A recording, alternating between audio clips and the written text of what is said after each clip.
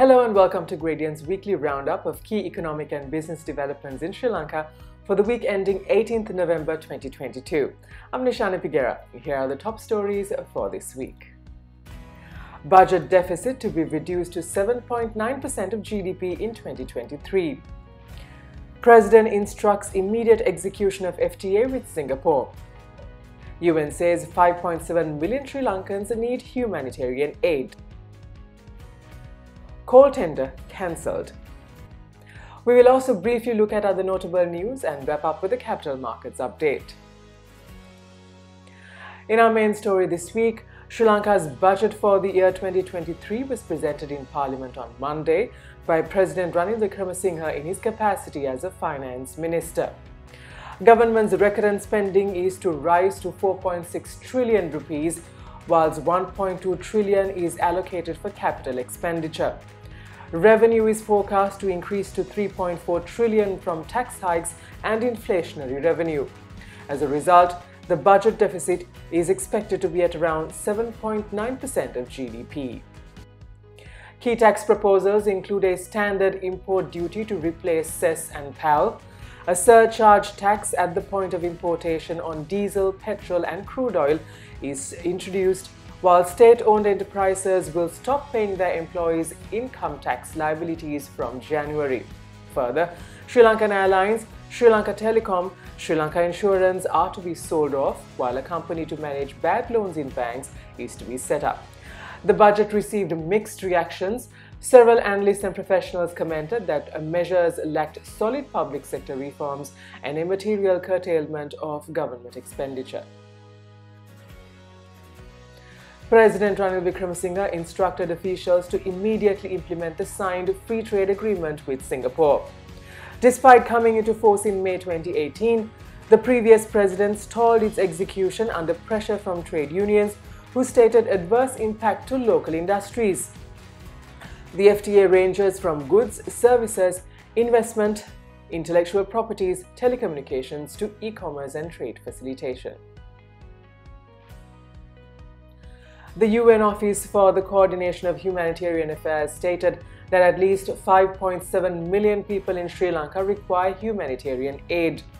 It noted that food insecurity in the country has increased dramatically due to the 2 consecutive seasons of poor harvests, foreign exchange shortages and reduced household purchasing power, adding that without immediate humanitarian assistance and upstream interventions to address the fragility of systems, services and facilities, this number will multiply and the consequences will deepen. UN assistance is extended to 3.4 million people in Sri Lanka till the end of 2022 and noted that it will require $70 million in addition to the $79 million that was raised through global appeal in June. The Cabinet has approved the cancellation of the spot and term tender for the procurement of coal. According to Kanchana Wijesekara, Power and Energy Minister, the bidders had failed to meet the qualification criteria and failed to comply with the tender guidelines. November and December requirements are to be fulfilled by advancing last year's term tender core supplies. In other news, according to Forbes and Walker Tea Brokers, Sri Lanka's tea exports in October fell 22% to 19 million kilos. During the January to October period in 2022, exports were about 212 million kilos, down 10% from the same period. October recorded the highest ever FOB value of 2,077 rupees and 46 cents. The SLTDA reported that 27,213 tourists arrived in the country during the first 15 days of November. To date, just over 595,000 tourists have visited Sri Lanka. And now let's take a look at the weekly movement of the All-Share Price Index and the S&P SL20 Index at the Colombo Stock Exchange.